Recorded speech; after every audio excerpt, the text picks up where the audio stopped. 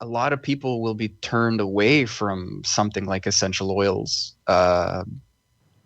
I hate even grouping that, because like we were talking to Angie the other day, and she's like, essential oils is like really a stupid way of talking, because you can drink frankincense, but if you drink like eucalyptus, it's gonna poison you or something, you know. Yeah. Well, So that's the flip side, right? It's without the proper knowledge on how to apply this stuff, especially essential oils. Essential oils are they're a heavy hitter. And if you don't know what you're doing, you can really cause damage.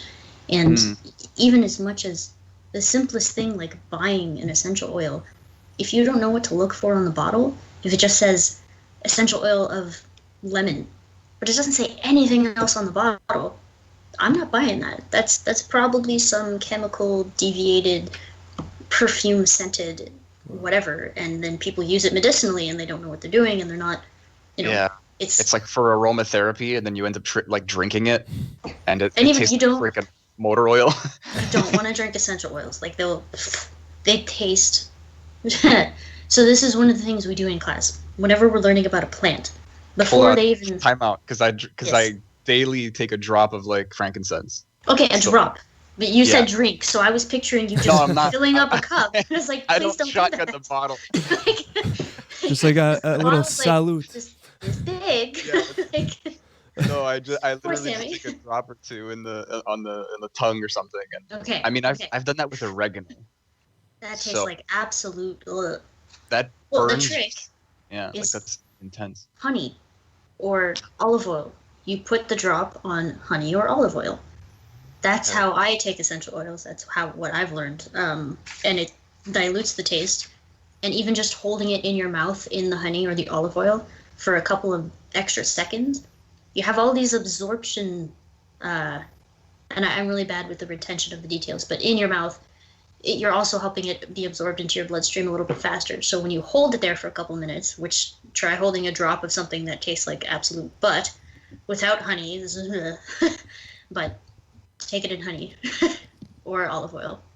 I'm gonna start doing that. Yeah, I definitely, even with the frankincense, which is like a beautiful smell and a pretty good taste actually, but it's very strong. And again, like this a guest we had on recently, she was saying like you do have to be careful, because like a drop is like a bush of plants. Yeah. Like distilled It's or very like the concentrated. essence or whatever. I guess we could get into the processes, but like it is very much a concentrate, you know, and Yes. and it means you get a wild effect, or even an effect that you wouldn't get in smaller amounts. Like it's like it's a kind of alchemy or like a magic, because you really do have, you know, 1,000 petals of whatever like in a drop or two, and it's fascinating, and that's where the medicinal effects probably come out as well. But I mean, you know, like we talked about eucalyptus, like you could just freaking die. You could just like so there's the wrong- different subcategories of eucalyptus, right? One of them, and I don't remember which one. There's about 4 or 5, and so don't quote me on which one does what right now. But one of them, let's say the 2 main ones that we learned about, they're good for your respiratory system, right? When you're sick, immune boost, whatever. So one of them, if you are asthmatic, you can potentially trigger an asthmatic response. And now my boyfriend, he's super supportive in everything I do, but he is of the mind that, you know, when he's sick, he just lets his body do its thing. So he doesn't often come to me for medicine. But the other day he had an issue and it wasn't going well, and he's like, okay, give me something. So I got all excited. He's asking me for help. I was like, a eucalyptus. Yeah. And I didn't remember until I'd already given it to him that he's asthmatic, and I had to be careful which one I gave to him. So I gave him a drop of one of the eucalyptus on a piece of honey, and he started to feel funny. And he starts to feel funny, and then he sees my face kind of go like, uh-oh. And then he's like, what? And then I looked it up, and I was like, okay, wrong one.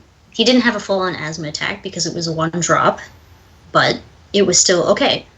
Reminder, be very careful. And, you know, that's not a mistake I would make with someone I don't know, but it was my boyfriend. I was comfortable. I was excited. I was in my house. I was like, I hear.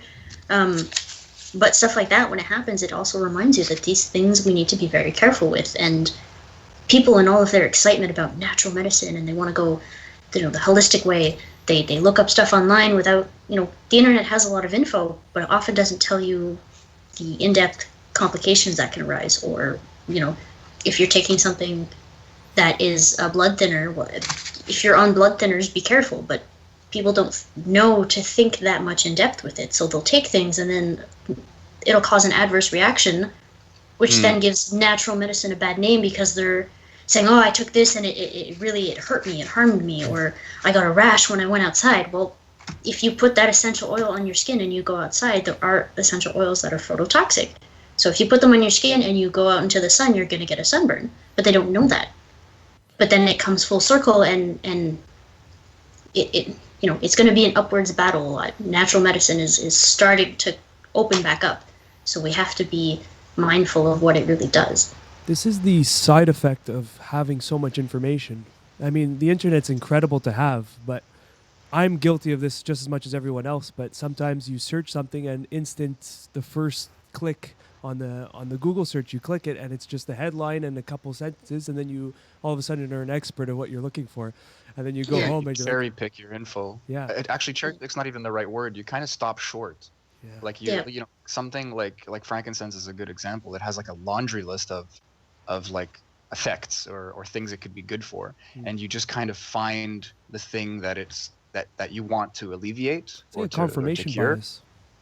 Yeah, you just and then like you don't realize that this is an entire plant with its own like counterindications and what's the word, like mixing effects, interactions.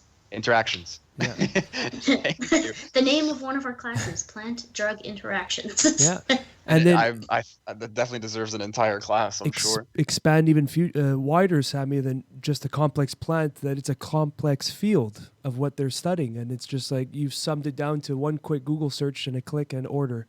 And it's your body, like you were saying, Amanda. Like, are you on blood thinners? Like, what's your history? What are you already suffering in terms of like chronic or acute ailments?